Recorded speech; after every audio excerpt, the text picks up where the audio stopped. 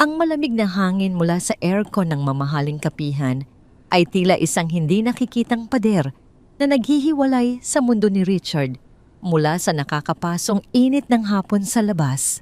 Mula sa kanyang kinauupuan, tanaw niya ang nagkikislapang mga gusaling salamin ng Bonifacio Global City, mga monumentong gawa sa bakal at ambisyon. Sa kanyang tenga nakasaksak ang isang wireless earbud. Ang boses sa kabilang linya ay kasing tigas at kasing lamig ng mga numerong pinag-uusapan nila. The final zoning permit is the only thing holding us back. Mariing sabi ni Richard, ang kanyang boses ay kalmado ngunit may bigat ng awtoridad. I don't want excuses, I want results. Kailangan natin niyang makuha bago matapos ang linggo. Habang nakikinig siya sa mga palusot ng kanyang kausap, ang mga mata ni Richard ay wala sa loob na gumala sa malaking bintanang salamin. Doon sa gitna ng abalang bangketa kung saan naglalakad ang mga empleyadong nakapormal na kasuotan at mga dayuhang may dalang shopping bags, isang eksena ang unti-unting umagaw sa kanyang atensyon. Isang unipormadong security guard na doble ang laki sa 2 taong kaharap nito ang nakapamiwang. Ang kanyang mga kilos ay iritado, ang kanyang bibig ay bumubuka-sara sa paraang halatang nagtataas siya ng boses. Sa harap niya nakatayo ang isang dalagang payat, marahil ay nasa unang bahagi ng kanyang 20s. Ang suot nitong damit ay malinis tingnan, ngunit halatang kupas na sa kalumaan. Nakayuko ang dalaga, ngunit hindi sa paraan ng pagsuko. Sa likod niya, inaalalayan niya ang isang matandang babae na nakaupo sa isang gilid ng malaking paso ng halaman. Ang matanda ay nakasandal, ang muka ay blanko, at ang mga mata ay nakatitig sa kawalan. Naistorbo si Richard. Pinilit niyang ibalik ang kanyang focus sa usapan. Pero isang malakas at walang pasensyang boses mula sa security guard ang tila pumunit sa katahimikan ng kanyang mundo. Sinabi ng bawal dito, nakakasira kayo ng negosyo. Umalis na kayo kung ayaw niyong kaladkarin ko pa kayo. Napatigil si Richard. Ang boses sa kanyang earbud ay nagpatuloy sa pagsasalita, ngunit tila naging isang malayong ugong na lamang ito. Ang kanyang buong atensyon ay nasa labas.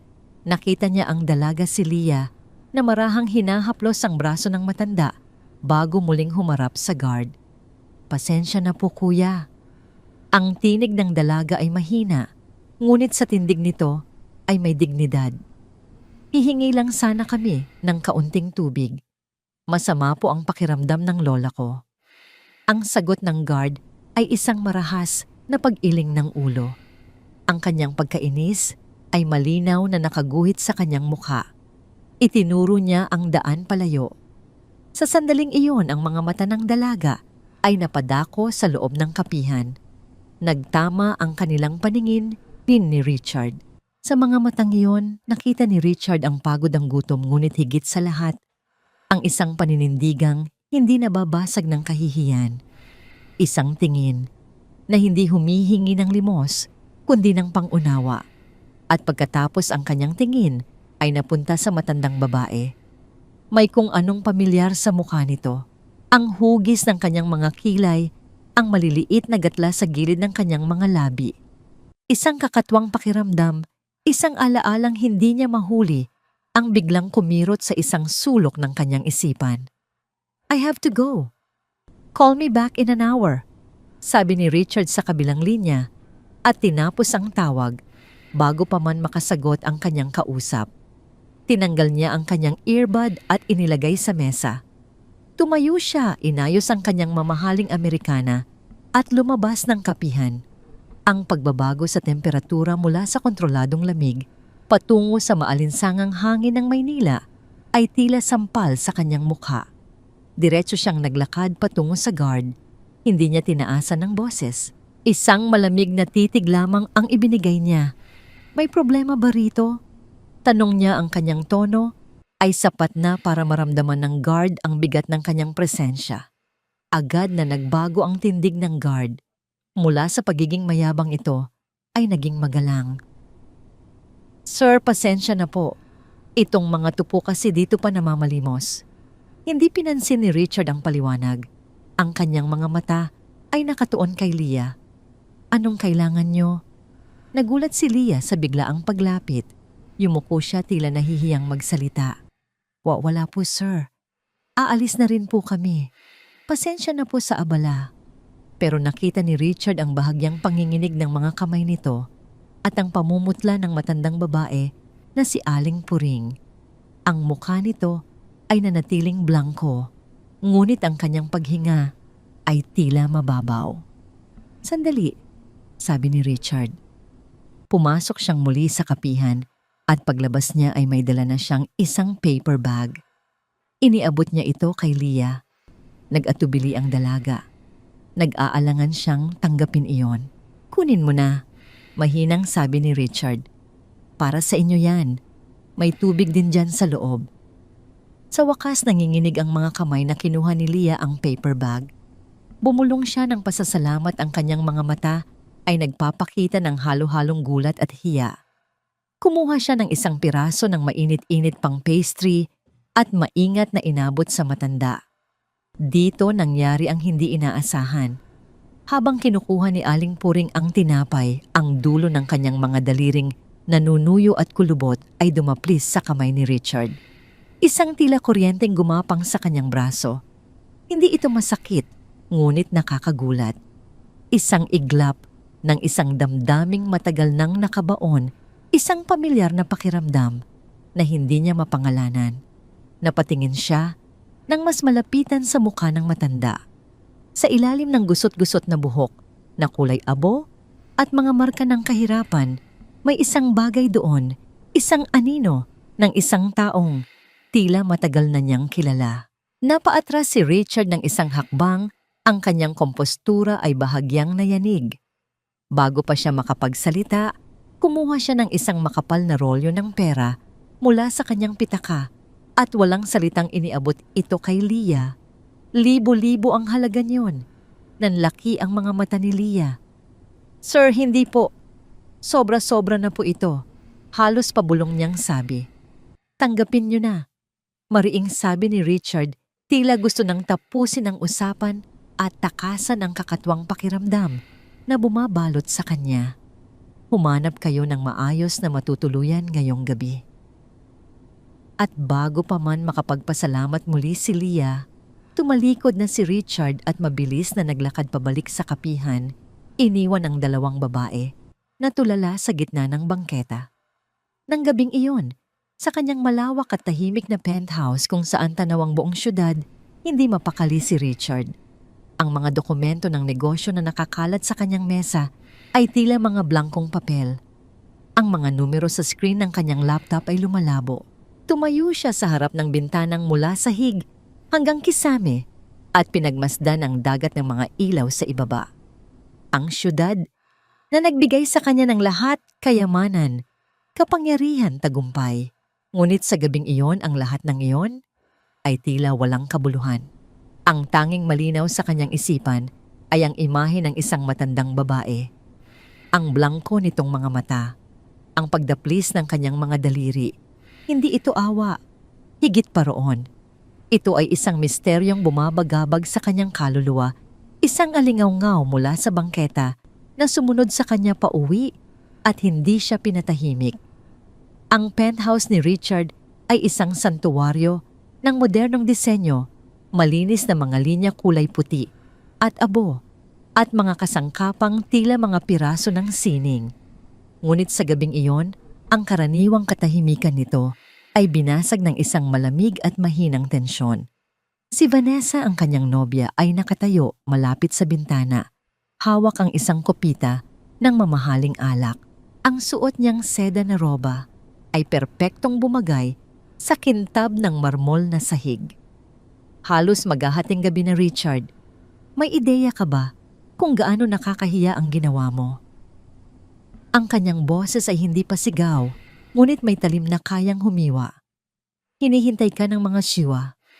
Ang buong pamilya nila kasama ang mga posibleng investor mula sa Singapore at hindi ka sumipot. Ibinaba ni Richard ang kanyang briefcase sa isang silyang katad. Ang isipan niya ay pagod, hindi dahil sa trabaho, kundi sa isang di maipaliwanag na kabalisahan. May nangyari lang, Vanessa, isang emergency. Isang sarkastikong tawa ang kumawala mula kay Vanessa. Itinaas niya ang kanyang perpektong inayos na kilay. Emergency? Anong klaseng emergency? Namatay ba ang stock market? O baka naman nasira ang mamahalin mong relos? Huminga ng malalim si Richard, pilit pinapakalma ang sarili. May tinulungan lang akong mga tao sa BGC at doon ginawa niya ang pagkakamaling magbigay ng detalye. Ikinuwento niya ng mabilis ang tungkol sa dalaga at sa matandang babae. Habang nagsasalita siya, ang mukha ni Vanessa ay unti-unting nagbago. Ang pagkainis ay napalitan ng pandidiri. Bahagya siyang napaatras na para bang ang kwento ni Richard ay isang maruming bagay na maaaring dumikit sa kanya. Tekan, putol niya. Sinasabi mong hindi ka pumunta sa isang napakahalagang dinner para lang tulungan ang mga pulubi? Ang salitang pulubi ay binitiwan niya na may kasamang panlilibak na parang isang masamang lasa sa kanyang bibig. Richard, ano ka ba? Alam mo ba kung gaano kadelikado yan? Baka may sakit yang mga yan o baka naman mga miyembro ng sindikato. Ginamit mo pa ang mga kamay mo para hawakan sila. Nakakadiri. Hindi sila mukhang masamang tao. Mahinang sagot ni Richard habang ang alaala ng pagdaplis ng mga daliri ni Aling Puring ay muling sumagi sa kanyang isipan. Lahat sila ganyan sa simula. Giit ni Vanessa, ang kanyang boses ay tumaas ng bahagya. At binigyan mo pa ng pera. Lalo mo lang silang tinuturuang maging tamad. Richard, buksan mo nga ang mga mata mo. Ang mundo natin ay hindi isang charity event. Hindi na sumagot si Richard. Alam niyang walang patutunguhan ang usapan. Dumiretso siya sa kanilang silid habang si Vanessa ay naiwang nakatayo sa sala. Ang kanyang magandang mukha ay napupuno ng pagkadismaya. Sa ilalim ng malalamig na ilaw ng kanilang tahanan, ang agwat sa pagitan ng kanilang dalawang mundo ay tila isang malawak at hindi matatawid na bangin. Kinabukasan nagising si Richard bago pa man tumunog ang kanyang alarma. Ang mga plano para sa araw na yon, isang mahalagang pulong kasama ang mga arkitekto at isang conference call sa mga dayuhang kasosyo ay tila mga bagay na walang bigat. Isang puwersang hindi niya maintindihan ang humihila sa kanya. Ang luhika niya ay nagsasabing, kalimutan na ang nangyari kahapon na isa lamang yung panandaliang pagkaawa. Ngunit ang kanyang puso o kung anumang bahagi sa kanya na matagal nang natutulog ay may ibang sinasabi. Sa halip na lumiko pakaliwa patungong Makati, ang manibela ng kanyang sasakyan ay kusa na lang lumiko pakanan, pabalik sa BGC. Pinarada niya ang sasakyan sa di kalayuan at nagsimulang maglakad. Bawat sulok, bawat bangketa, bawat anino ay kanyang sinuyod. At doon sa ilalim ng isang konkretong hagdanan ng isang gusali, nakita niya sila. Ang kalagayan nila ay mas malala kaysa kahapon. Si Leah ay nakaupo sa sahig, ang likod ay nakasandal sa pader. Sa kanyang kandungan, nakahiga si Aling Puring, ang katawan ay bahagyang nanginginig sa kabila ng mainit na panahon. Isang basang piraso ng karton ang paulit-ulit na ipinapaypay ni Leah sa mukha ng matanda. Lumapit si Richard. Nakita niya ang pamumutla sa mga labi ni Aling Puring at ang namumuo niyang pawis sa noo. Nang dumapo ang likod ng kanyang palad sa noo nito, naramdaman niya ang isang nakakapasong lagnat. Kailangan natin siyang dalhin sa ospital. Sabi ni Richard, ang kanyang boses ay mabilis at desidido. Nag-angat ng tingin si Leah. Ang kanyang mga mata ay pagod at may bahid ng kawalan ng pag-asa. Wala po kaming pera, sir. Ako na ang bahala, sagot ni Richard at walang pag-aalinlangan marahan niyang binuhat si Aling Puring. Nagulat siya sa gaan nito. Ang katawan ng matanda ay tila buto at balat na lamang. Maingat niyang inihiga ang matanda sa backseat ng kanyang mamahaling sasakyan. Nagatubili si Leah na pumasok. Sir, Baka madumihan po namin ang sasakyan nyo. Pumasok ka na, mariing utos ni Richard. Mas importante ang buhay niya kaysa sa kotse na to. Habang mabilis nilang tinatahak ang daan patungo sa pinakamalapit na pribadong ospital, ang katahimikan sa loob ng sasakyan ay pinunit ng matinis na tunog ng kanyang telepono. Sa screen umilaw ang pangalan ni Vanessa. Nagdalawang isip si Richard bago ito sagutin. Richard, nasaan ka na naman? Isang matinis at galit na sigaw ang sumalubong sa kanya mula sa kabilang linya. Hindi mo ba alam na may breakfast meeting tayo kasama ang mga legal counsel? Nagmumuka akong tanga rito na nag-iisa. Napapikit si Richard. Ang kanyang mga kamay ay humigpit sa manibela. Sa rearview mirror nakita niya ang mukha ni Aling Puring na tila nahihirapan ng huminga. Hindi ako makakapunta, Vanessa. Sabi niya, ang kanyang boses ay kontrolado ngunit matigas. Ano at bakit? Dahil na naman ba yan sa mga pulubi mo? Isang buntong hininga ang pinakawalan ni Richard. Tumingin siya sa daan sa unahan. Ang kanyang desisyon ay buo na.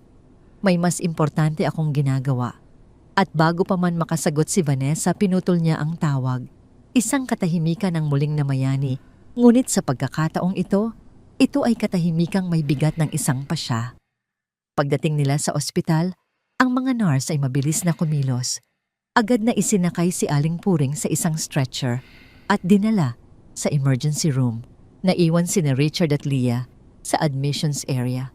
Sir, maraming salamat po talaga. Nagsimulang magsalita si Leah, ang kanyang boses ay nanginginig. Ngunit hindi siya pinansin ni Richard. Ang kanyang atensyon ay nasa form na nasa kanyang harapan. Isang babae mula sa admissions desk ang magalang na nagtatanong. Pangalan po ng pasyente. Puring po. Aling Puring, dadang sagot ni Leah. Apelido po. Umiling si Leah. Hindi ko po alam. Edad po. Hindi ko rin po sigurado. Sunod-sunod na iling ang naging sagot ni Leah sa mga tanong tungkol sa address at kaarawan. Si Richard ang sumagot sa mga tanong tungkol sa kung sino ang magbabayad ng gastos. Ngunit nang dumating ang huling tanong, ang babae ay lumingon sa kanila. Sino po ang kamag-anak o next of kin ng pasyente? Sa sandaling iyon, natigilan si Richard. Ang ballpen na hawak niya ay nanatiling nakatutok sa papel, hindi gumagalaw. Ang mga salita sa form ay tila lumabo. Tumingin siya kay Leah, na yumuko lamang ang mukha ay nagpapakita ng lungkot at kawalan ng sagot. Tumingin siya sa direksyon ng emergency room kung saan dinala ang matanda. Doon niya napagtanto, nag-utos siya, nagdesisyon siya, nagbayad siya. Ngunit sa harap ng isang simpleng tanong na nag-uugnay sa isang tao, sa kanyang pagkatao, wala siyang masabi. Dahil ang katotohanan ay sa kabila ng kakaibang paghila na nararamdaman niya, wala siyang anumang ideya kung sino nga ba talaga ang babaeng isinugod niya sa ospital. Sa loob ng isang pribadong silid sa ospital, ang lamig ng air conditioning ay tila mas tumalim na bumabalot sa bawat sulok na may sterile na amoy ng disinfectant at gamot. Si Aling Puring ay nakahiga sa kama, ang kanyang katawan ay tila lalong lumiit sa ilalim ng malinis na puting kumot. Isang dextrose ang nakakabit sa kanyang braso. Ang mga patak ng likido ay dahan-dahang bumababa sa tubo. Si Richard ay nakaupo sa isang silyang katad sa gilid ng kama. Ang kanyang mga mata ay hindi maalis sa mukha ng matanda. Si Leah naman ay nakaupo sa sahig sa may paanan ng kama, nakayuko at tahimik na nagdarasal. Pumasok ang doktor, isang lalaking may salamin at seryosong mukha, dala ang isang makapal na folder. Lumapit siya kay Richard. Mr. Chua. Panimula ng doktor, ang kanyang boses ay mahina ngunit malinaw. We've stabilized her condition. Malubha ang kanyang dehydration at malnutrition. Pero ang mas nakakabahala ay ang kanyang neurological assessment. Tumingin si Richard sa doktor, ang kanyang kilay ay nagsalubong. Anong ibig niyong sabihin? Mayroon siyang advanced dementia, marahil ay Alzheimer's. Paliwanag ng doktor habang ipinapakita ang ilang scan ng utak ni Aling Puring. Ang mga bahagi ng utak na responsable sa memorya at pagkilala ay matagal nang nasira. Ayon sa kasama niya, tumingin ang doktor kay Lia Hamnilia. Matagal na siyang ganyan. Ang tawag lang nila sa kanya ay Aling Puring dahil hindi niya maalala ang sarili niyang pangalan. Isang bigat ang bumagsak sa dibdib ni Richard. Tinitigan niya ang matanda. Ang mukha nito ay payapa sa pagtulog, ngunit sa likod ng kapayapaang iyon ay isang isipang naliligaw sa dilim. Gawin niyo ang lahat ng kailangan. Mariing utos ni Richard. Wala akong pakialam sa gastos. Gusto ko siyang gumaling o kahit paano ay guminhawa ang pakiramdam niya. Tumango ang doktor at lumabas ng silid. Naiwan si Richard na nakatingin sa kawalan. Bakit niya ito ginagawa? Isang estranghero ang babaeng ito. Isang pulubi na napulot niya sa kalsada. Ngunit bawat tingin niya sa mukha ni Aling Puring, may kung anong kumikirot sa kanyang puso na hindi niya maipaliwanag. Lumipas ang ilang oras. Nagising si Aling Puring. Ang kanyang mga mata ay gumala sa paligid puno ng pagkalito. Nang dumako ang paningin niya kay Richard, hindi siya nagpakita ng takot. Sa halip isang malambot na ngiti ang sumilay sa kanyang mga labi. At pagkatapos nagsimula siyang humuni. Isang mahinang himig. Isang pamilyar na kanta na tila nanggaling sa napakalayong nakaraan. Ang tono ay simple parang uyayi para sa isang sanggol. Sa duyan ng bituin, ika'y aking giliw. Natigilan si Richard.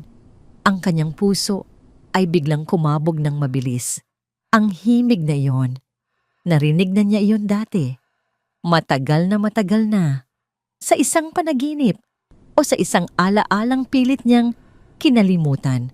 Tumayo siya at lumapit ng bahagya. Aling Puring Sangliha. Tawag niya ng mahina. Patuloy lang sa paghuni ang matanda. Ang kanyang mga mata ay nakatuon sa kisame, tila may nakikitang ibang mundo. Sir, madalas po niyang kantahin yan kapag masakit ang ulo niya o kapag natatakot siya. Mahinang paliwanag ni Lia mula sa sahig. Pampakalma daw po. Hindi sumagot si Richard. Ang kanta ay patuloy na umiikot sa kanyang isipan, binubuksan ng mga pintuan ng memorya na matagal nang nakakandado. Isang mainit na bisig, isang amoy ng sampagwita at pulbos, isang boses na kumakanta sa gitna ng gabi. Biglang bumukas ang pinto nang malakas binasag ang marupok na sandali. Pumasok si Vanessa. Ang kanyang suot na designer dress at mamahaling sapatos ay tila hindi na babagay sa sterile na kapaligiran ng ospital. Ang kanyang mukha ay hindi maipinta sa galit. So this is where you've been hiding. Ang kanyang boses ay matalim at puno ng akusasyon. Napabaling si Richard. Ang kanyang ekspresyon ay naging matigas. Vanessa, hindi ito ang oras para dito. Hindi oras, sarkastikong ulit ni Vanessa. Lumapit siya, ang kanyang mga mata ay nanlilisik habang tinitignan si Aling Puring at si Lia na napapaliit sa takot. Iniwan mo ang isang deal na nagkakahalaga ng milyon-milyon para magbantay sa isang, ano nga ba ito? Isang charity case. Tumigil ka. Babala ni Richard, ang kanyang boses ay mababa ngunit mapanganib. Hindi Richard, ikaw ang tumigil. Sigaw ni Vanessa, hindi na alintana kung may makarinig sa labas. Ano bang nangyayari sa'yo? Nagiging santo ka na ba ngayon? O baka naman nababaliw ka na? Tignan mo nga sila. Ang dumi-dumi nila, Richard. At dinala mo pa dito sa pribadong ospital gamit ang pera natin. Pera ko. Pagtatama ni Richard, ang kanyang mga kamao ay nakakuyom sa gilid. At wala kang karapatang insultuhin sila. Wala akong karapatan. Tumawa ng mapakla si Vanessa. Ako ang fiancé mo, Richard. Ang future wife mo. Ang reputasyon mo ay reputasyon ko rin. At sa ginagawa mong ito, pinapahiya mo ako sa harap ng lahat ng kakilala natin. Ang mga business partners mo nagtatanong na kung nasaan ka at anong sasabihin ko na nag-aalaga ka ng pulubi. Lumapit si Vanessa kay Leah na nanginginig na sa takot. At ikaw, duro niya sa dalaga. Magkano ba ang hiningi mo sa kanya? Ganyan ba talaga kayong mga mahihirap? Konting awa lang, kakapit na kayo na parang linta. Vanessa, lumabas ka na. Utos ni Richard ang kanyang pasensya ay ubos na. Aalis ako. Sabi ni Vanessa, inaayos ang kanyang buhok at tinitigan si Richard ng masama. Pero siguraduhin mong kapag lumabas ka sa kwartong ito, tapos na ang kahibangan mo. Dahil kung hindi Richard, hindi lang deal ang mawawala sa'yo. Padabog na lumabas si Vanessa, iniwan ang silid na puno ng tensyon at naiwang mga salita. Napahawak si Richard sa gilid ng kama. Ang kanyang paghinga ay malalim at mabigat. Tumingin siya kay Leah na umiiyak ng tahimik at kay Aling Puring na muling nagsimulang humuni ng kanyang kanta, tila walang kamalay-malay sa bagyong dumaan. Ang himig ay nagpatuloy. Sa duyan ng bituin. At sa gitna ng galit at kalituhan, ang kantang yon ang tanging bagay na nagbigay ng kaunting kapayapaan sa magulong isipan ni Richard.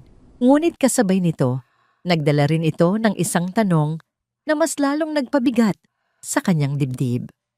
Bakit ang kantang ito, mula sa bibig ng isang estranghero, ay tila isang susi sa kanyang sariling pagkatao?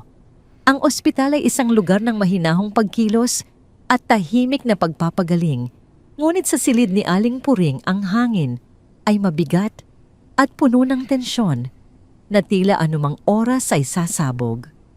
Si Vanessa ay hindi umalis ng tuluyan. Sa halip naghintay siya sa labas ng koridor, nagpupuyos ang damdamin habang si Richard ay saglit na lumabas para kausapin ang doktor tungkol sa mga resulta ng blood test. Nang makita ni Vanessa na wala na si Richard, muli siyang pumasok sa kwarto. Ang kanyang mga takong ay lumikha ng matigas at mabilis na ritmo sa sahig. Ang kanyang mukha ay hindi na maipinta. Ang kahihiyan ng pagtalikod ni Richard sa kanya kanina ay nag-alab at naging purong galit. Si Leah ay nakatayo sa gilid ng kama, inaayos ang kumot ni Aling Puring. Nang makita niya si Vanessa, agad siyang napayuko ang kanyang mga balikat ay bumaba sa takot. Ang kapal din ng mukha mo, no? Panimula ni Vanessa, ang kanyang boses ay matalim at puno ng lason.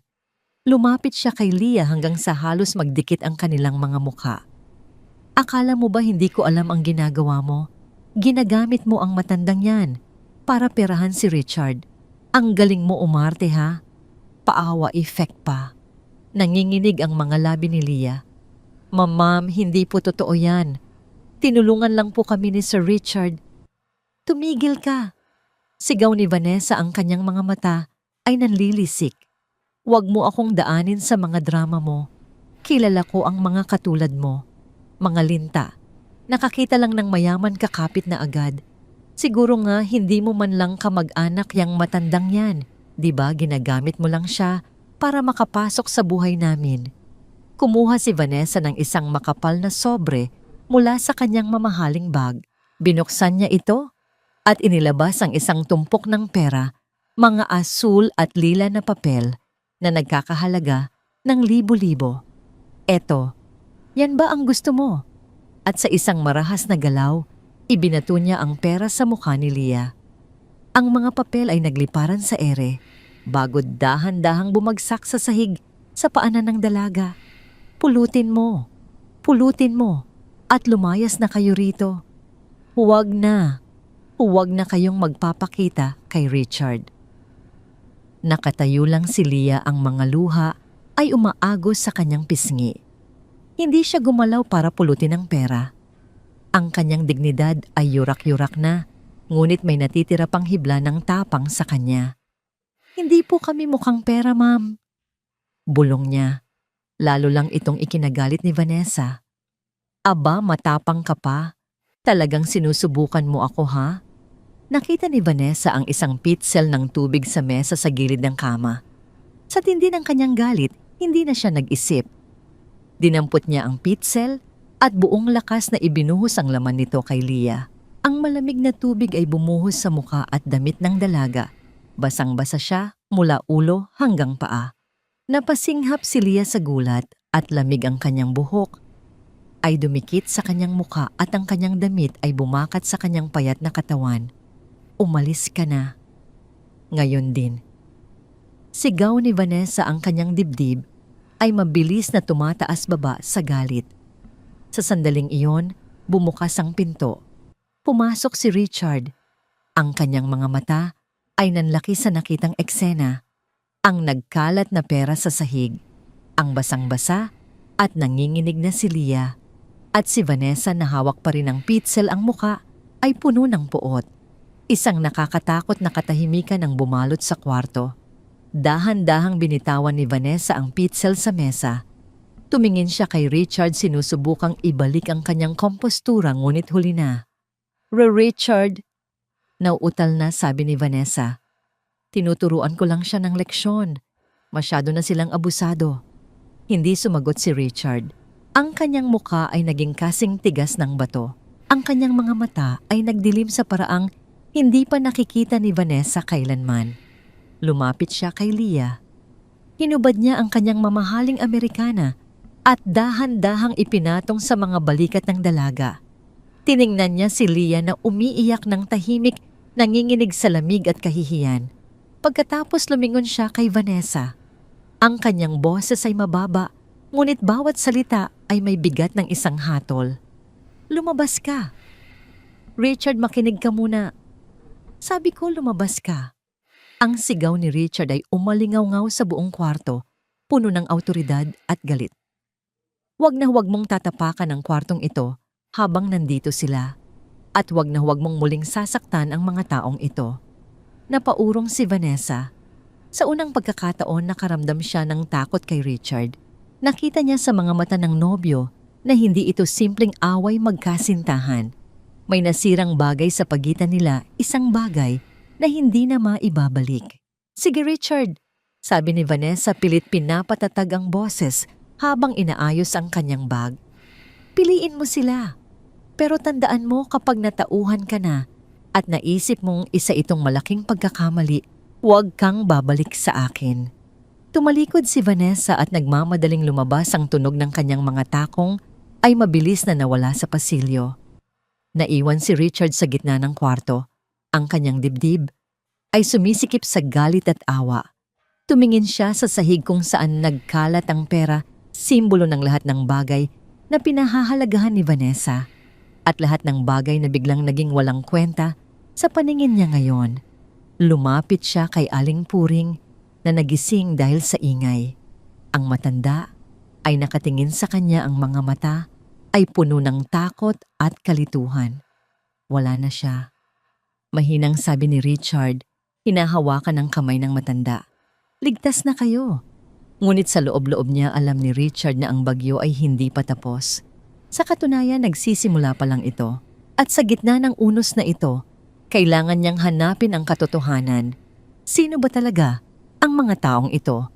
At bakit handa siyang isakripisyo ang lahat para sa kanila? Ang pinto ng silid ay marahas na isinara ni Vanessa at ang tunog nito ay umalingaw-ngaw na tila kulog sa katahimikan ng silid. Naiwan si Richard na nakatayo, ang kanyang dibdib ay mabilis na tumataas baba. Sa sahig, nagkalat ang mga perang papel na parang mga tuyong dahon at sa gitna nito ay nakatayo si Leah, basang-basa at nanginginig sa ilalim ng mamahaling Amerikana ni Richard. Dahan-dahang lumapit si Richard sa dalaga. Kumuha siya ng isang tuwalya mula sa cabinet at inabot ito kay Leah. Ang kanyang mga galaw ay maingat, tila natatakot na baka anumang bigla ang kilos ay makasakit pa lalo sa dalaga. Magpatuyo ka, mahina niyang sabi. Ang boses niya ay wala na ang talim ng galit na ipinakita niya kay Vanessa kanina. Pasensya na sa nangyari. Tinanggap ni Leah ang tuwalya nang nanginginig ang mga kamay. Salamat po, sir. Ang kanyang boses ay halos pabulong basag dahil sa pagpigil ng iyak. Nakakahiya po. Ang gulo-gulo na namin sa buhay niyo. Umiling si Richard. Hindi kayo ang may kasalanan. Si Vanessa ang mali. At wag mo na akong tawaging sir. Richard na lang. Naupo si Richard sa silyang katad sa gilid ng kama ni Aling Puring. Ang matanda ay gising na gising, ang kanyang mga mata ay nakatuon kay Richard na para bang sinusuri ang bawat detalye ng mukha nito. "Lia?" Tawag ni Richard matapos ang ilang sandaling katahimikan. "Pwede mo bang ikwento sa akin? Paano kayo nagkakilala ni Aling Puring? At bakit kayo nasa kalagayan na..." Yon. Huminga ng malalim si Lia bago magsimula. Umupo siya sa gilid ng kama, hinahawakan ang kamay ng matanda. "Taga-probinsya po ako, Sir Richard, mula sa Leyte. Ang pamilya ko po ay nawalan ng lahat noong bagyong Yolanda. Pumunta ako dito sa Maynila para maghanap ng trabaho para makatulong sa kanila. Pero mahirap po pala. Sobrang hirap." Tumigil siya sandali, pinunasan ng luha sa kanyang pisngi. "Isang gabi nakita ko si Lola Puring sa may bangketa sa Quiapo. Nakaupo lang siya basang-basa sa ulan at nanginginig. Walang pumapansin sa kanya. Ang daming tao, pero parang wala siyang nakikita. Naalala ko po ang lola ko sa probinsya. Hindi ko siya matiis, kaya nilapitan ko siya. Binigyan ko siya ng pagkain. Simula noon, hindi na kami naghiwalay. Siya na po ang naging pamilya ko dito." Nakinig si Richard ng mabuti. Ang kwento ni Lia ay simple, ngunit puno ng bigat. Isang estranghero na nagmalasakit sa kapwa estranghero sa gitna ng isang malupit na syudad.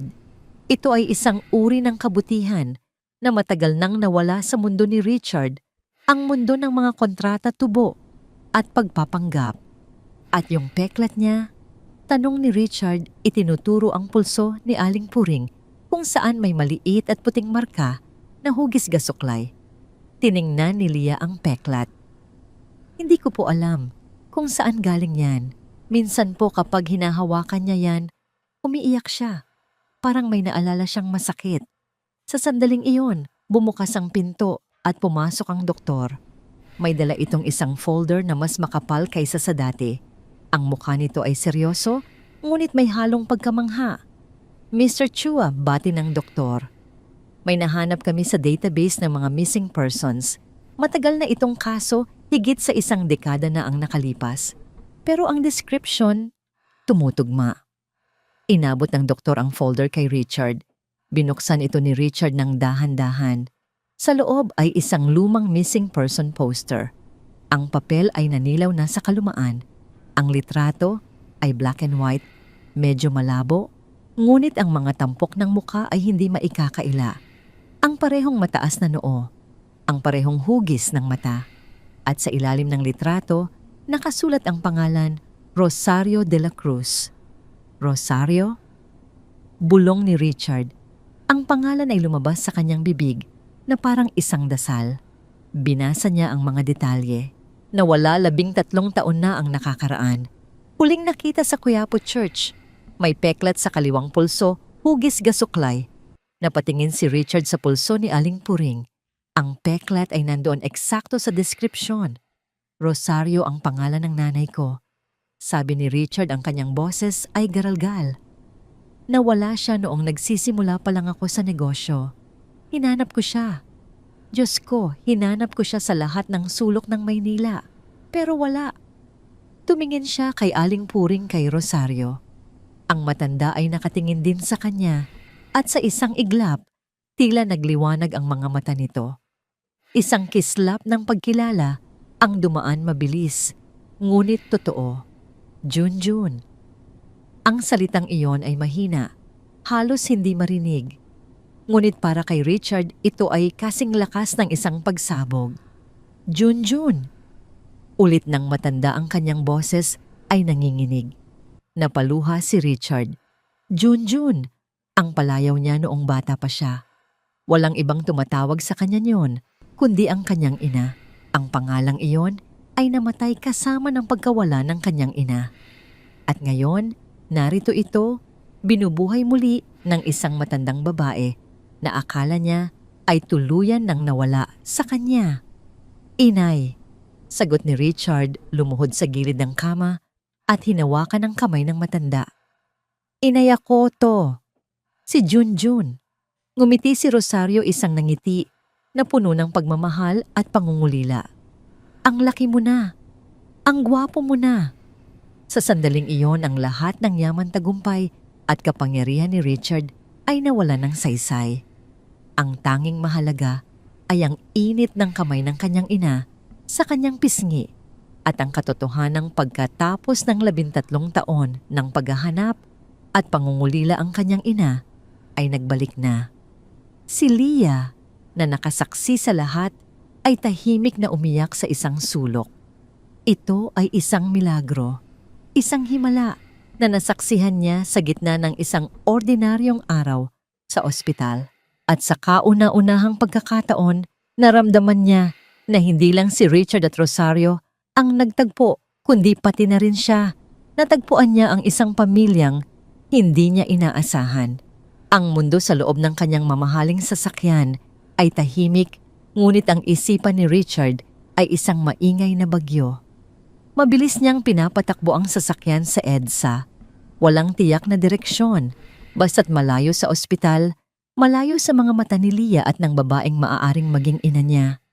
Ang mga ilaw ng poste at mga billboard ay dumadaan na parang mga guhit na lang ng liwanag sa kanyang paningin. 13 taon. Ang numerong yon ay paulit-ulit na umiikot sa kanyang utak. 13 taon ng pag-angat ng pagpapayaman ng pagbuo ng isang imperyo mula sa wala. 13 taon na ang nakalipas mula noong huli niyang nakita ang kanyang ina, si Rosario. Naalala niya ang panahong iyon ng malinaw, mas malinaw kaysa sa gusto niya. Siya ay nasa 21, kakagraduate pa lang puno ng ambisyon, ngunit walang laman ng bulsa. Ang kanyang ama ay namatay sa atake sa puso, iniwan silang baon sa utang. Si Rosario naman ay nagsimulang makalimot mga simpleng bagay. Sa una, tulad ng kung saan niya inilagay ang susi o kung anong araw na. Pero mabilis itong lumala. Junjun, kumain ka na ba? Tanong nito sa kanya noon 5 beses sa loob ng 1 oras. Naalala ni Richard ang pagod, ang pagpasok sa trabaho sa umaga bilang call center agent at pag-uwi sa gabi para mag-alaga ng isang inang unti-unting nawawala sa sarili. Naalala niya ang mga gabing umiiyak siya sa banyo dahil sa pagod at kawalan ng pag-asa. At naalala niya ang isang gabi, ang gabing huli, silang nagkausap ng matino. Pagod ka na ba anak? Tanong ng kanyang ina habang sinusuklay niya ang buhok nito. Ang boses nito ay malinaw, walang bahid ng kalituhan. Ayos lang po ako, Nay, sagot ni Richard. Kahit na ang totoo ay gusto na niyang sumuko. Para sa inyo naman to. Ngumiti lang ang kanyang ina, noon isang nangiting malungkot at puno ng pagmamahal. Huwag mong ubusin ang buhay mo sa akin, Junjun. May pangarap ka pa. Kinabukasan paggising niya, wala na ang kanyang ina. Ang higaan ay maayos, ang mga damit ay nakatiklop. Walang sulat, walang paalam. Hinanap niya ito. Diyos ko, hinanap niya. Nagdikit siya ng mga poster, nagtanong sa mga pulis, sa mga ospital, sa mga morgue. Pero linggo ang naging buwan at buwan ang naging taon. At sa bawat araw na lumilipas, unti-unting namamatay ang pag-asa sa kanyang puso. Hanggang sa isang araw, tumigil na siya. Tinanggap niya na wala na ito at ginamit niya ang sakit na yon bilang gasolina. Nagtrabaho siya ng doble-triple. Naging matigas siya. Naging malupit. Naging si Richard Chua na kinatatakutan at hinahangaan sa mundo ng negosyo. Pero ngayon, ang babaeng yon sa ospital, ang peklat, ang kanta, ang Junjun. Biglang kinabig ni Richard ang manibela at ipinarada ang sasakyan sa gilid ng kalsada. Ang kanyang dibdib ay sumisikip. Ang mga luha na 13 taon niyang pinigilan ay nagbabadyang bumagsak. Kung siya nga ang ina niya, nasaan siya sa loob ng 13 taon? Ang sagot ay dumating sa kanya na parang isang sampal nasa lansangan. Gutom, nilalamig, walang maalala. Habang siya ay kumakain sa mamahaling restaurant, natutulog sa malambot na kama at nagpapatakbo ng mga kumpanya. Napakasakit. Ang konsensya niya ay parang hinihiwa ng kutsilyo. Kinuha niya ang kanyang telepono. Ang screen ay puno ng mga missed calls mula sa kanyang sekretarya at mga business partners. Final warning mula sa bangko tungkol sa deal. Urgent meeting bukas. Pinindot niya ang delete all. Huminga siya ng malalim pinunasan ng kanyang muka at pinaandar muli ang sasakyan. Pero sa pagkakataong ito, hindi na siya nagmamaneho ng walang direksyon. Alam na niya kung saan siya pupunta. Bumalik siya sa ospital. Ang kanyang mga hakbang ay mabigat ngunit desidido. Pagpasok niya sa lobby, dumiretso siya sa opisina ng doktor. Ang doktor ay nagulat sa kanyang biglaang pagbabalik. Mr. Chua, may problema ba? Tinitigan siya ni Richard. Ang kanyang mga mata ay pula at pagod. Ngunit ang kanyang boses ay matatag. Doc, gusto kong magpa-DNA test ngayon din. Natigilan ng doktor. DNA test. Sigurado ka ba? Ang proseso ay... Wala akong pakialam sa proseso o sa gastos. Putol ni Richard. Kailangan kong malaman. Kailangan kong makasiguro kung siya nga ang nanay ko. Tumango ang doktor, nakikita ang determinasyon sa mukha ng lalaki. Sige, ipaghahanda ko ang mga papeles at ang nurse para kumuha ng sample. Habang naghihintay, naupo si Richard sa labas ng opisina. Ang kanyang mga kamay ay magkakasiklop, nanginginig ng bahagya. Ang bawat segundo ay tila isang oras. Sa isip niya nagdarasal siya. Isang dasal na hindi niya nagawa sa loob ng mahabang panahon. Sana siya nga. At sana mapatawad niya ako. Sa loob ng kwarto, hindi alam ni Leah at Aling Puring ang nangyayari sa labas. Si Leah ay nakaupo sa tabi ng kama, hinahawakan ang kamay ng matanda habang ito ay mahimbing na natutulog. Lola, bulong ni Leah, sana maging okay na ang lahat. Sana mahanap mo na ang pamilya mo. Hindi alam ni Leah na ang pamilyang iyon ay nasa labas lang ng pinto, naghihintay ng isang sagot na magbabago sa buhay nilang tatlo magpakailanman. 3 araw? 3 araw na tila 3 siglo para kay Richard. Ang resulta ng DNA test ay nakabitin sa hangin, tulad ng isang hatol na hindi pa naibababa. Sa loob ng panahong yon, ang kanyang buhay sa labas ng ospital ay unti-unting gumuho, ngunit wala siyang pakialam. Ang kanyang telepono ay hindi tumitigil sa pag-ilaw at pag-vibrate sa ibabaw ng mesa sa kwarto ni Aling Puring. Final notice, investors pulling out.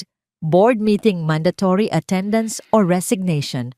Vanessa, we need to talk now. Pinatay niya ang telepono. Sa halip na humarap sa mga board member, humarap siya kay Aling Puring. Pinunasan niya ang mukha nito ng maligamgam na tubig. Sinuklay niya ang buhok nitong puti at manipis. Pinalitan niya ang tubig sa pitsel. Mga simpleng gawain na dati ay ginagawa ng kanyang mga katulong ngayon, ay ginagawa niya ng may halong pagsisisi at pagmamahal. Si Leah ay tahimik na nagmamasid sa isang sulok. Hindi siya makapaniwala sa pagbabago ng lalaking ito. Ang aroganteng bilyonaryo na nakilala niya sa BGC ay napalitan ng isang anak na naghahanap ng kapatawaran. Kain po muna kayo, Sir Richard. Alok ni Leah, inaabot ang isang styro ng pagkain mula sa cafeteria. Salamat, Leah. Sagot ni Richard, hindi man lang tumitingin sa pagkain. Ang kanyang mga mata ay nakapako kay Aling Puring. At Richard, na lang sabi ko sa'yo. Sa 2 araw bumukas ang pinto. Hindi ang doktor kundi si Vanessa. Ang kanyang itsura ay perpekto pa rin, naka-designer suit, flawless na makeup at mamahaling bag. Pero ang kanyang mga mata ay malamig at matigas. Richard, ang boses niya ay mababa, ngunit puno ng babala. Nasa labas ang lawyer ko. Dala niya ang prenuptial termination papers at ang withdrawal ng pamilya ko sa kumpanya mo. Hindi lumingon si Richard. Patuloy lang siya sa pagbalat ng mansanas para kay Aling Puring. Talagang simpleng sagot niya. Nainis si Vanessa sa kawalan niya ng reaksyon. Lumapit ito at ibinalibag ang mga papel sa mesa. Richard, ano ba, seryoso ako? Mawawalan ka ng lahat. Ang kumpanya, ang reputasyon, ang future natin. Dahil lang sa kanila. Tinuro niya si Aling Puring at Leah na parang mga basura. Dahan-dahang ibinaba ni Richard ang kutsilyo at mansanas. Tumayo siya at hinarap si Vanessa. Sa unang pagkakataon sa loob ng ilang taon, tiningnan niya ang babaeng ito at nakita kung sino talaga siya. Walang pagmamahal, walang init. Puro ambisyon at imahe lang. Vanessa, ang boses ni Richard ay kalmado nakakatakot sa sobrang tahimik. Ang future na sinasabi mo, wala na yon. Matagal na. Kasi hindi tayo pareho ng pinahahalagahan. Hinubad niya ang suot niyang singsing isang platinum band na nagkakahalaga ng higit pa sa kinikita ng isang karaniwang pamilya sa isang taon. Inilapag niya ito sa ibabaw ng mga papel. Kunin mo na yan. At sabihin mo sa lawyer mo, pirmahan ko na lahat. Basta huwag na huwag ka nang babalik dito. Namutla si Vanessa. Ang kanyang bibig ay bumuka para magsalita, pero walang lumabas. Kinuha niya ang singsing at ang mga papel nanginginig, ang mga kamay sa galit at hiya. Pagsisisihan mo to Richard. Ang huling banta niya bago siya tumalikod at padabog na lumabas ng kwarto. Nakahinga ng maluwag si Leah. Sir, sigurado po ba kayo? Ngumiti ng mapait si Richard. Ngayon lang ako naging sigurado sa buong buhay ko. Bumalik siya sa tabi ng kama. Gising na si Aling Puring. Ang matanda ay nakatingin sa kanya, ang mga mata ay malinaw sa unang pagkakataon sa loob ng ilang araw. Inabot ni Aling Puring ang kamay ni Richard. Ang kanyang mga daliri ay mag-aspang at nanginginig pero mainit. June. Ang boses niya ay mahina, parang bulong ng hangin. Natigilan si Richard. Ang palayaw na yon. Opo, Nay. Ako po ito. Sagot niya pinipigilan ng luha. Ngumiti ang matanda. Isang ngiti na puno ng pagmamahal at lungkot. Anak, ang tagal mo. Bago pa makasagot si Richard, bumukas ulit ang pinto. Pumasok ang doktor. Hawak ang isang puting sobre. Ang kanyang mukha ay seryoso, pero may halong lungkot at pag-asa. Mr. Chua, sabi ng doktor, nasa akin na ang resulta. Tumayo si Richard. Ang kanyang puso ay kumakabog ng mabilis sa kanyang dibdib. Ang silid ay biglang tumahimik, ang tanging naririnig ay ang tunog ng aircon at ang mabigat na paghinga ni Richard. Inabot ng doktor ang sobre. Basahin mo, sabi nito ng mahina. Kinuha ni Richard ang sobre. Ang kanyang mga kamay ay nanginginig habang dahan-dahan niyang pinupunit ang selyo. Sa loob ay isang piraso ng papel na magsasabi sa kanya kung ang huling 13 taon ng kanyang buhay ay isang kasinungalingan o kung ito ang simula ng isang katotohanang matagal na niyang hinahanap. Binuksan niya ang papel. Ang kanyang mga mata ay mabilis na tumakbo sa mga medikal na termino at numero. Probability of paternity/maternity, 70.7%. Conclusion, biological mother. Bumagsak ang papel mula sa kanyang mga kamay. Napatingin siya kay Aling Puring, kay Rosario, ang kanyang ina. Ang mga luha ay tuluyan ng bumuhos mula sa kanyang mga mata. Inay! At sa isang iglap ang bilyonaryong si Richard Chua ay nawala. Ang natira na lang ay si Junjun, ang anak, na nagulila na sa wakas ay nakauwi na. Ang papel na naglalaman ng katotohanan ay dahan-dahang dumulas mula sa mga daliri ni Richard at bumagsak sa sahig. Ang puting piraso ay tila isang dahon na humiwalay sa sanga. Dala ang bigat ng isang revelasyong matagal nang hinihintay. Ang mga numero at siyentipikong termino ay nawalan na ng saysay sa sandaling iyon. Ang tanging nanatili ay ang katotohanang dumagan sa dibdib ni Richard, isang bigat na pinaghalong ginhawa at matinding pagsisisi. Lumuhod siya sa gilid ng kama.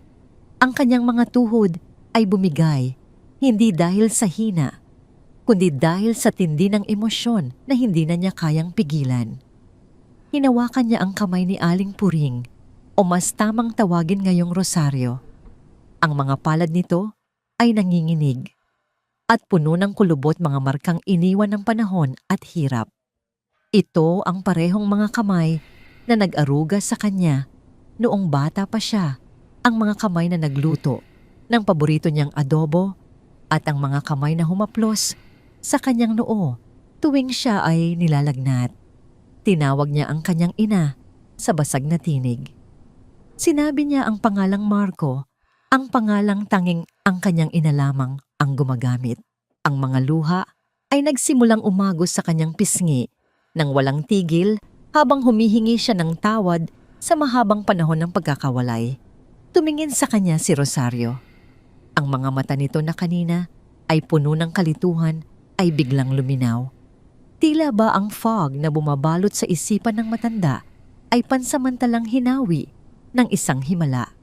Dahan-dahan inangat ni Rosario ang kanyang kamay at inilapat ito sa pisngi ni Richard. Ang palad nito ay mainit at magaspang, ngunit pamilyar na pamilyar sa pakiramdam ng binata. Binanggit ng matanda ang pangalang Marco sa mahina, ngunit puno ng pagmamahal na tinig. Sinabi niya kung gaano nakalaki ang kanyang anak. Napahagulgol si Richard at ibinaba ang kanyang ulo sa kamay ng kanyang ina. Hinahayaan ang kanyang mga luha na bumasa sa palad nito.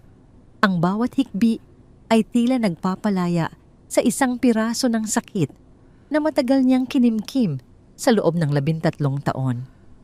Sa isang sulok tahimik na umiiyak si Leah, tinakpan niya ang kanyang bibig gamit ang kanyang kamay upang pigilan ang sariling hikbi. Ito ay isang tagpo na hindi niya inakalang masasaksihan niya, ang muling pagtatagpo ng isang ina at anak na pinaghiwalay ng tadhana at panahon. Inamin ni Richard na akala niya ay nawala na ang kanyang ina ng tuluyan. Sinabi niya kung paano siya naghahanap at kung paano siya napagod at sumuko sa huli. Muli siyang humingi ng tawad. Umiling si Rosario habang nangingilid din ang luha sa kanyang mga mata. Sinabi niya na huwag humingi ng tawad ang anak dahil hindi nito kasalanan ang nangyari. Ang bawat salita ng ina ay tumatagos sa puso ni Richard. Ibinunyag ni Rosario na umalis siya dahil ayaw niyang maging pabigat.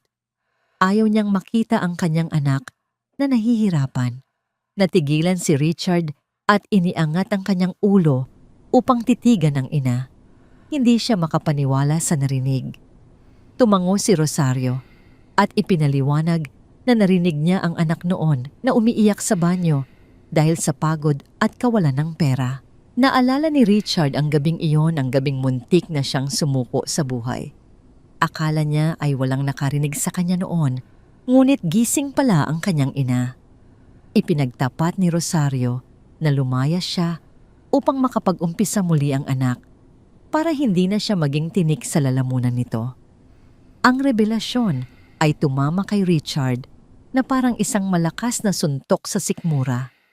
Ang kanyang ina ay hindi nawala dahil sa sakit o aksidente. Ang kanyang ina ay nagkusang umalis nagpakalayo-layo at tiniis ang gutom at hirap sa lansangan para lamang mabigyan siya ng pagkakataong umasenso. Hindi na makapagsalita si Richard. Ang sakripisyo ng kanyang ina ay napakalaki at napakalalim na hindi niya ito kayang sukatin. Ang lahat ng yaman na mayroon siya ngayon, ang bawat tagumpay at ang bawat piso ay dahil sa pagmamahal ng babaeng ito na handang mawalan ng lahat para sa kanya. Yinakap niya ng mahigpit ang kanyang ina, tila ba natatakot na baka mawala ito muli kung bibitawan niya. Nangako siya na hinding-hindi na sila maghihiwalay at hinding-hindi na muling maghihirap ang kanyang ina. Sa likuran nila, napaupo si Leah sa sahig dahil sa panghihina ng tuhod bunsod ng matinding emosyon. Nakita niya ang isang uri ng pagmamahal na higit pa sa dugo at yaman. Isang pagmamahal na kayang magtiis, magsakripisyo at magpatawad.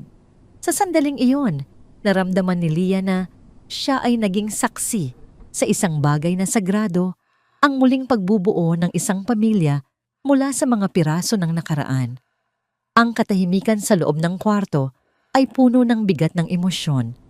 Ang mga luha ay patuloy na dumadaloy sa mga pisngi ni na Richard Rosario at Leah. Ito ay hindi luha ng kalungkutan, kundi ng paghilom. Si Richard ay nakaupo pa rin sa sahig, hawak ang kamay ng kanyang ina na parang lifeline. Ang init ng palad nito ay nagbibigay sa kanya ng lakas na hindi niya naramdaman sa loob ng mahabang panahon. Tiningnan niya ang mukha ni Rosario, ang mga linya ng pagtanda na naging saksi sa bawat araw ng kanyang paghihirap sa lansangan. Inay, simula ni Richard ang kanyang boses ay mas matatag na ngayon. Hindi ko po alam kung paano ko kayo pasasalamatan. Ang lahat ng meron ako ngayon. Dahil po sa inyo. Umiling si Rosario at ngumiti ng mahina. Ang makita kang maayos, anak. Sapat na yon sa akin. Sa likod nila si Leah ay tahimik na tumayo.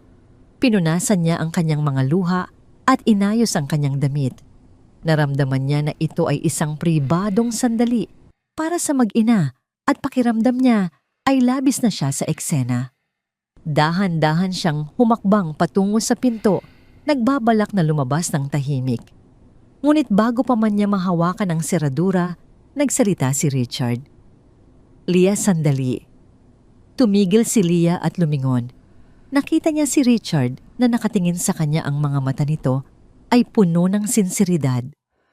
Huwag kang umalis, sabi ni Richard. Kailangan ka namin dito. Nagulat si Leah. Pero sir, Richard, mag-ina po kayo. Baka po nakakaistorbo ako. Umiling si Richard at tumayo. Lumapit siya kay Leah at hinawakan ang balikat nito.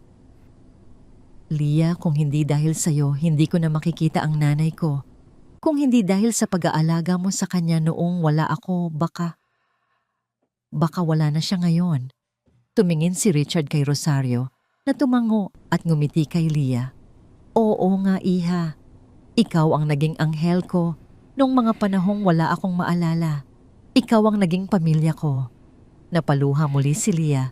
Sa buong buhay niya, sanay siya na maging extra lang sa kwento ng ibang tao. Sanay siya na maging taga-alaga, taga-linis, taga-silbi. Pero ngayon, sa harap ng dalawang taong ito, naramdaman niya na siya ay mahalaga. Salamat po, bulong ni Leah. Hindi, sabi ni Richard ng mariin. Ako ang dapat magpasalamat at bilang ganti, gusto kong... Tumigil siya sandali, tila nag-iisip ng tamang salita. Gusto kong manatili ka sa amin. Hindi bilang katulong, hindi bilang nurse, kundi bilang pamilya. Nanlaki ang mga mata ni Leah. Pamilya po. Oo, sagot ni Richard. Wala na akong ibang kamag-anak bukod kay inay. At ikaw, sabi mo, wala ka ring pamilya dito sa Maynila. Kaya bakit hindi na lang tayo magtulungan? Tutal tayong tatlo naman ang pinagtagpo ng tadhana. Hindi makapaniwala si Leah. Ito ba ay totoo? O nananaginip lang siya? Pero, nakakahiya po. Nauutal niyang sabi. Wala nang pero-pero. Nakangiting sabi ni Rosario. Payag na ako, anak. Gusto ko ring makasama ka.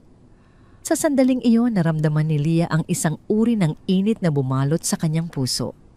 Ito ang init ng pagtanggap. Ang init ng pagkakaroon ng tahanan. Lumapit siya kay Rosario at niyakap ito ng mahigpit. Salamat po, Lola. Salamat po, Kuya Richard. Ang pagtawag niya ng kuya ay nagpangiti kay Richard.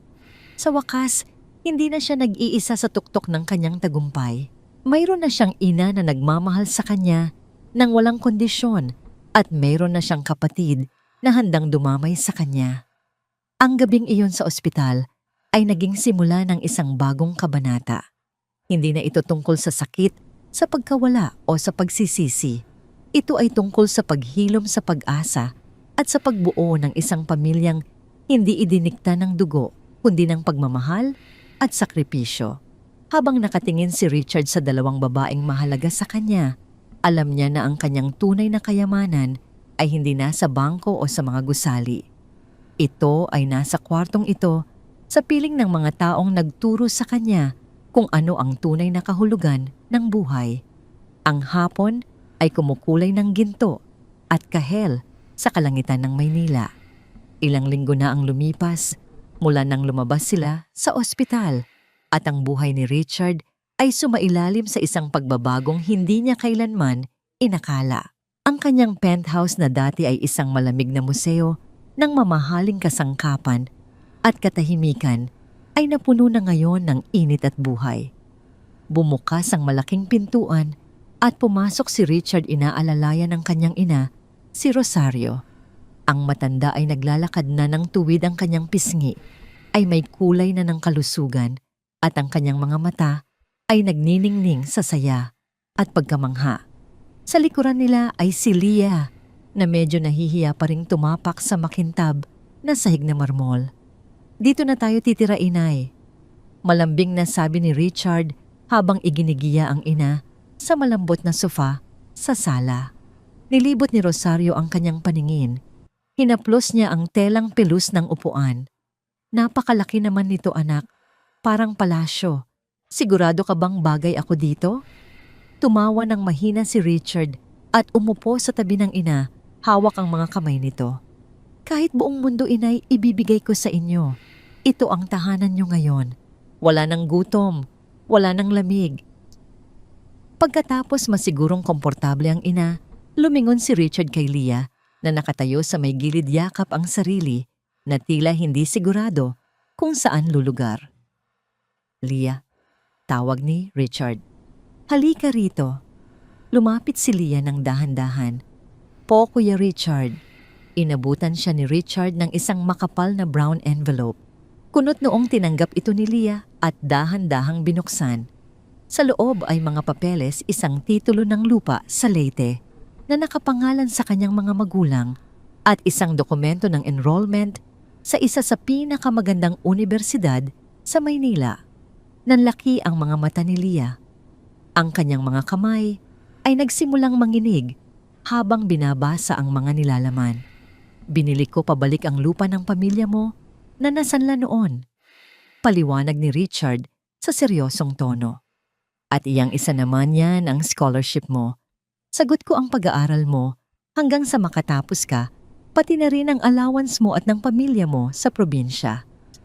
Napatingin si Leah kay Richard, ang mga luha ay mabilis na namuo sa kanyang mga mata. Kakuya, sobra-sobra na po ito. Hindi ko po ito kayang bayaran. Umiling si Richard at tumayo para harapin ang dalaga. Hinawakan niya ito sa balikat ng mahigpit. Hindi ito utang, Leah. Ito ay pamumuhunan ko sa kapatid ko. Ang salitang kapatid ay tumagos sa puso ni Leah. Napahagulgol siya at napayakap kay Richard. Sa kauna-unahang pagkakataon, naramdaman niyang may sumasalo sa kanya. Hindi na siya nag-iisa sa laban ng buhay. Salamat, kuya. Maraming salamat. Paulit-ulit niyang bulong. Pinanood sila ni Rosario habang pinupunasan ang sarili nitong luha. Ang kanyang puso ay umaapaw sa pasasalamat. Ang kanyang anak na minsang nawala ay hindi lang bumalik, kundi naging isang lalaking marunong magmahal at magbahagi. Nang sumunod na hapon, isang itim na sasakyan ang huminto sa Bonifacio Global City. Hindi ito pumarada sa VIP entrance ng mga gusali. Sa halip huminto ito sa gilid ng bangketa, malapit sa mismong kapihan kung saan nagsimula ang lahat. Bumaba si Richard, hindi naka-Amerikana, kundi naka-simpleng t-shirt at maong. Kasunod niya sina Leah at Rosario. Binuksan nila ang likod ng sasakyan at inilabas ang mga kahon ng mainit na pagkain, masarap na tinapay, kanin at ulam. Ang mga tao sa paligid, mga construction worker na nagpapahinga, mga delivery rider na naghihintay ng booking at ilang mga palaboy na pilit itinatago ng syudad ay napatingin sa kanila. Para sa inyo po ito, nakangiting sabi ni Rosario habang inaabutan ng isang matandang lalaki ng pagkain. Ang parehong mga kamay na dati ay nanginginig sa gutom ay siya na ngayong nagbibigay ng kabusugan sa iba. Si Leah at Richard ay abala rin sa pamimigay. Walang kamera, walang media, walang publicity. Ito ay isang tahimik na misyon ng pasasalamat. Nakita ni Richard ang security guard na nagtaboy sa kanila noon. Nakatayo ito sa malayo nakatingin sa kanila nang may halong gulat at pagkilala. Tumango lang si Richard sa kanya isang tango ng kapatawaran at pagkakaintindi. Nang maubos na ang mga pagkain, tumayo silang tatlo sa gilid ng bangketa, pinapanood ang paglubog ng araw sa likod ng matatayog na gusali. Ang hangin ay mainit-init, ngunit hindi na ito nakakasakal. Dito tayo nagsimula, mahinang sabi ni Richard, sa isang kapirasong tinapay na hiningi niyo. Tumingin si Rosario sa anak at hinawakan ang kamay nito. At dahil sa tinapay na yon, nabuo tayo ulit. Inakbayan ni Richard si Leah sa kanyang kaliwa at si Rosario sa kanyang kanan. Nawala man sa kanya ang isang malaking business deal at nawala man ang babaeng, akala niya ay mapapangasawa niya. Naramdaman ni Richard na siya pa rin ang pinakamayamang tao sa mundo sa sandaling iyon. Ang kanyang kayamanan ay hindi nasusukat sa laki ng kanyang bank account o sa taas ng kanyang gusali. Ito ay nasusukat sa higpit ng hawak ng kanyang ina, sa ngiti ng kanyang kapatid at sa kapayapaang naramdaman niya sa wakas sa kanyang puso. Huminga ng malalim si Richard, nilalanghap ang hangin ng bagong simula. Uwi na tayo, sabi niya. At sa pagkakataong ito, ang salitang uwi ay hindi na lang nangangahulugan ng pagbalik sa isang estruktura. Ito ay nangangahulugan ng pagbalik sa piling ng mga taong nagturo sa kanya kung paano muling maging tao. Ito ang pamilya. At dito sa gitna ng ingay at gulo ng syudad, nahanap ni Richard ang kanyang tunay na tahanan. Ang kapayapaan sa loob ng penthouse ni Richard ay hindi nagtagal. Isang linggo matapos nilang iuwi si Rosario at Leah, sumabog ang isang balita na yumanig hindi lamang sa buhay nila, kundi sa buong mundo ng negosyo. Bumukas ang malaking telebisyon sa sala. Sa screen nakangiti ng malungkot si Vanessa. Ang kanyang mga mata ay tila basa ng luha, ngunit sa likod nito ay isang kalkuladong plano ng paghihiganti. Ang headline sa ibaba ng screen ay nakakabulag sa laki at kulay pula. Bilyonaryong CEO na baliw biktima ng isang probinsyanang sindikato gamit ang isang peking ina. Mahal ko si Richard, sabi ni Vanessa sa reporter. Ang kanyang boses ay nanginginig sa perpektong pag-arte. Pero simula nang dumating ang babaeng yan, si Leah, nagbago siya. Ginamit ng babaeng yan ang isang matandang may deperensya sa pag-iisip para paniwalain si Richard na nanay niya ito. Inilayo niya sa akin ang mapapangasawa ko at ngayon, unti-unti niyang kinokontrol ang kumpanya. Pinatay ni Richard ang television gamit ang remote control. Ang kanyang muka ay matigas, ngunit ang kanyang mga ugat sa leeg ay malinaw na nakikita sa tindi ng galit na kanyang pinipigilan. Sa tabi niya nakatayo si Leah. Ang dalaga ay namumutla, nanginginig ang mga kamay habang nakatingin sa itim na screen ng telebisyon. Hindi siya makapaniwala sa mga kasinungalingang narinig niya. Kuya Richard. Bulong ni Leah, ang boses niya ay basag. Bakit po niya ginagawa ito? Wala naman po tayong ginagawang masama sa kanya. Dahil hindi siya sanay na natatalo, Leah. Mariing sagot ni Richard. Gusto niyang sirain kung ano ang mayroon tayo dahil hindi niya makuha ang gusto niya. Bago pa man makapagsalita muli si Richard, mabilis na bumukas ang pinto ng penthouse. Pumasok ang tatlong lalaking nakasuot ng formal na kasuotan, ang mga pangunahing miyembro ng board of directors ng kanyang kumpanya. Sa likuran nila may isang kumpiyansang ngiti sa mga labi, ay si Vanessa. Hindi ka na sumasagot sa mga tawag namin, Richard, panimula ng pinakamatandang miyembro ng board. Ang tono nito ay hindi naghahanap ng paliwanag, kundi nag-uutos. Ang mga shares natin ay bumabagsak ng mabilis dahil sa iskandalong ito. Ang mga investors ay nag-aatrasan.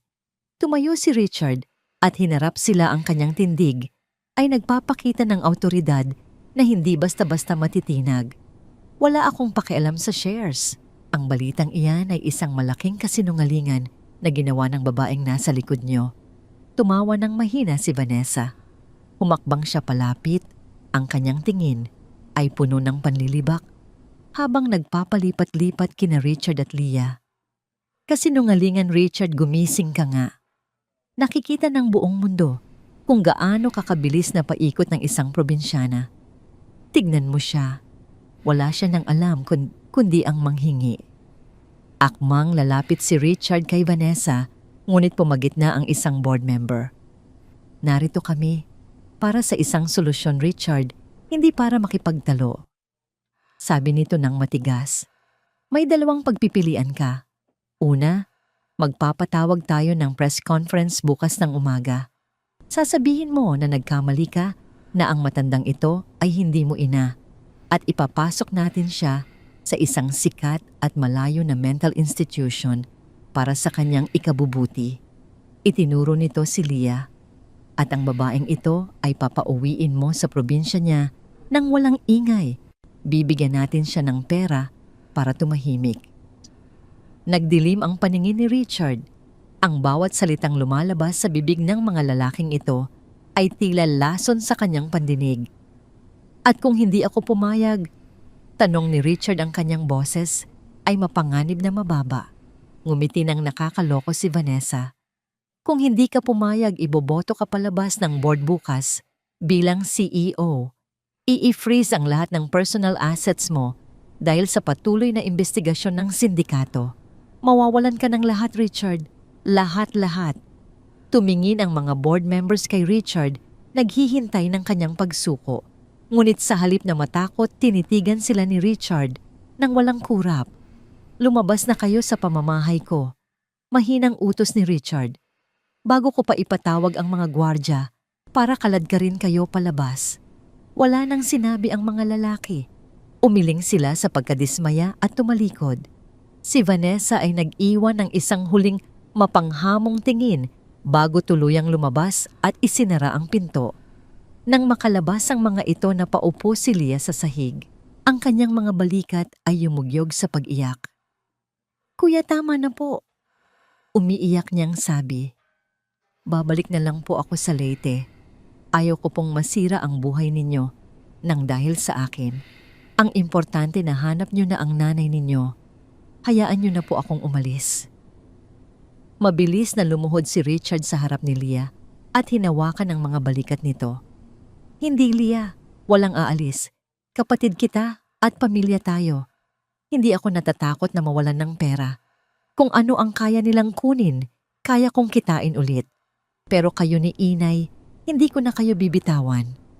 Kalaunan ng gabing iyon, matapos mapakalma ni Richard si Leah, nagpunta siya sa kanyang opisina sa loob ng penthouse. Inilabas niya ang ilang mga lihim na dokumentong matagal na niyang iniingatan, mga dokumentong naglalaman ng mga anomalya at pagnanakaw sa pondo ng kumpanya na ginawa ni Vanessa at ng ilang kasabwat nito sa board. Matagal na niya itong alam, ngunit pinipili niyang manahimik alang-alang sa negosyo. Ngayon, iba na ang sitwasyon. Pasado 1:00 ng madaling araw nang makaramdam ng matinding pagod si Richard. Pumasok siya sa kwarto ng kanyang ina para tingnan ito bago siya matulog. Ngunit nang buksan niya ang pinto, ang kama ay walang laman. Bumilis ang tibok ng puso ni Richard. Ang kumot ay nakatupi ng maayos. Ang mga mamahaling damit na binili niya para sa ina ay nakasabit sa aparador, hindi nagalaw. Tumakbo siya palabas ng kwarto at naghahanap sa buong penthouse. Inay, inay. Tawag niya ng tahimik, ayaw magising si Leah, ngunit ang kanyang lalamunan ay nanunuyo sa takot. Nang makarating siya sa sala, nakita niya ito. Nakapatay ang lahat ng ilaw, ngunit sa liwanag ng buwan na tumatagos mula sa malalaking bintana, nakita niya si Rosario na nakatayo malapit sa pintuan palabas. Nakasuot ang matanda ng parehong lumang damit na suot nito noong huli silang nagkita sa bangketa ng BGC. Sa kanyang nanginginig na mga kamay, hawak niya ang isang lumang plastic bag kung saan nakasilid ang iilang piraso ng tinapay at isang baso ng tubig. Dahan-dahan binubuksan ni Rosario ang seradura ng pinto. Inay, tawag ni Richard, ang kanyang boses ay basag at puno ng desperasyon. Lumingon si Rosario. Ang kanyang mga mata ay malabo at puno ng takot. Ang stress ng mga nagdaang araw ang boses at galit ni Vanessa kanina ay naging mitya upang muling bumalik ang pinakamasamang yugto ng kanyang Alzheimer's, ang matinding pangangailangang tumakas. Kailangan ko nang umalis, Junjun, sabi ng matanda. Ang kanyang boses ay parehong-pareho sa boses na naririnig ni Richard 13 taon na ang nakakaraan bago ito nawala. Sabi ng mga tao kanina, mawawala lahat ng pera mo. Ayaw kong magutom ka. Ayaw kong maging pabigat ulit sa'yo. Babalik na lang ako doon sa labas. Kaya ko na naman. Naramdaman ni Richard na tila sinaksak ang kanyang dibdib ng paulit-ulit. Ang kasaysayan ay naguulit sa mismong harapan niya. Ang kanyang ina sa kabila ng pagiging malito at sakit ay handa pa ring isakripisyo ang kanyang sarili para iligtas siya. Inay, hindi. Pakiusap ni Richard lumalapit ng dahan-dahan na parang natatakot na baka anumang bigla ang galaw ay magtulak sa ina palabas ng pinto. Wala na akong pakialam sa kumpanya. Wala na akong pakialam sa pera. Kayo lang ang kailangan ko. Ngunit umiling si Rosario. Hinawakan niya ng mahigpit ang doorknob. Ang kanyang isip ay bumalik sa madilim na nakaraan sa gabi ng matinding takot at pagmamahal na nagtulak sa kanyang iwan ng anak. Huwag mo na akong pigilan, anak. Bulong ng matanda, isang luha ang tumulo mula sa kanyang pisngi. Kailangan kong iligtas ang kumpanya mo. Kailangan kong umalis. Tuluyang binuksan ni Rosario ang pinto at humakbang palabas sa madilim at malamig na pasilyo. Iniiwan si Richard na nakatayo, ang puso ay nadudurog sa harap ng pinakamalaking pagsubok sa kanyang buhay. Hahayaan ba niya itong umalis muli o tuluyan na niyang susunugin ang lahat para sa pamilyang matagal niyang inasam? Ang pinto ay nakabukas na at ang malamig na hangin mula sa pasilyo ay tila humihiwa sa balat ni Richard. Si Rosario ay nakahakbang na palabas, ang maliit at nanginginig niyang bulto ay handa ng lamunin muli ng malupit na syudad. Hindi nag-isip si Richard. Hindi siya tumawag ng tulong. Sa isang iglap, tumakbo siya at ibinagsak ang kanyang sarili sa sahig humarang sa mismong pintuan. Ipinulupot niya ang kanyang mga braso sa mga binti ng kanyang ina. Hindi. Ang sigaw niya ay pumunit sa katahimikan ng madaling araw, puno ng pighati at desperasyon. Diyos ko, inay, hindi. Kahit gumuho ang buong mundo, kahit mawala ang lahat ng pera ko, hindi ko kayo hahayaang humakbang paalis kahit isang dangkal. Napatigil si Rosario. Ang plastic bag na naglalaman ng kanyang mga lumang damit at tinapay ay nahulog mula sa kanyang nanginginig na mga kamay. Tumingin siya sa ibaba. Sa lalaking nakaluhod sa kanyang harapan, ang CEO, ang bilyonaryo na ngayoy umiiyak na, parang isang batang nawawalan ng ina. Junjun. Bulong ng matanda, ang kalituhan sa kanyang mga mata ay unti-unting napapalitan ng kalinawan na dala ng matinding emosyon ng kanyang anak. Bakit? Bakit mo ginagawa ito? Masisira ka nang dahil sa akin.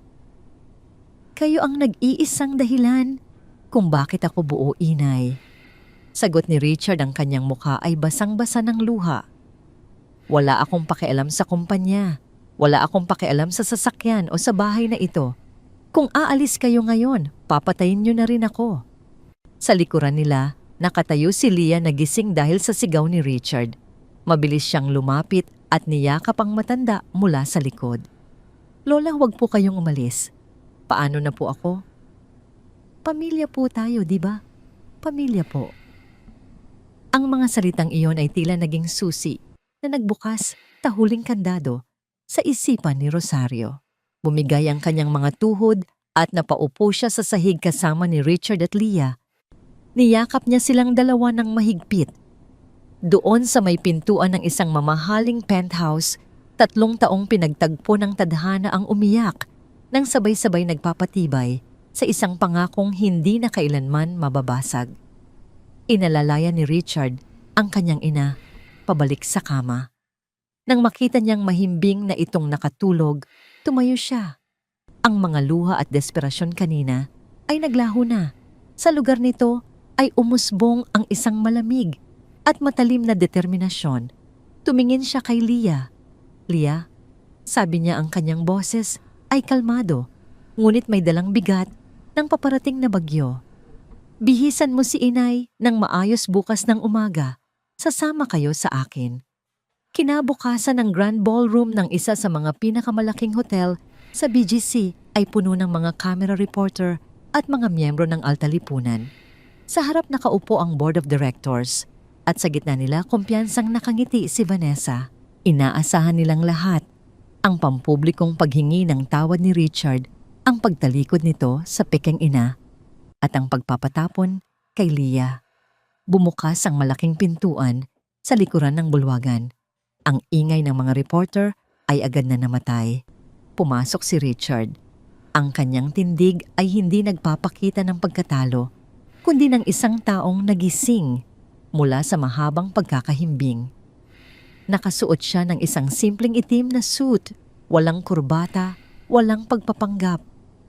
Sa kanyang kanan ay nakahawak ng mahigpit si Rosario. Suot ang isang malinis at simpleng bestida. Ang kanyang buhok na puti ay maayos na nakapusod. Sa kanyang kaliwa ay naglalakad si Leah na kayuko, ngunit hindi bumibitaw sa kamay ni Richard. Ang mga flash ng kamera ay nagmistulang kidlat sa loob ng silid. Nagbulungan ang mga tao nagtataka kung bakit dinala ni Richard ang mismong mga taong inaasahang itatakwil niya. Nawala ang ngiti ni Vanessa. Tumayo siya, ang kanyang muka ay pumupula sa galit. "Richard, ano ang ginagawa mo? Bakit mo sila dinala rito?" Sigaw niya mula sa harap, hindi na napigilan ang kanyang emosyon. Hindi siya pinansin ni Richard. Naglakad siya ng diretso patungo sa podium, inalalayan muna sina Rosario at Leah na umupo sa mga upuang inilaan para sa kanila bago siya humarap sa mga mikropono. Binuksan niya ang isang makapal na folder na dala niya at inilapag ito ng malakas sa ibabaw ng podium. Ang tunog niyon ay umalingaw-ngaw sa buong bulwagan, nagpapatahimik sa lahat. Tumingin si Richard sa mga kamera, pagkatapos ay sa board of directors at huli kay Vanessa.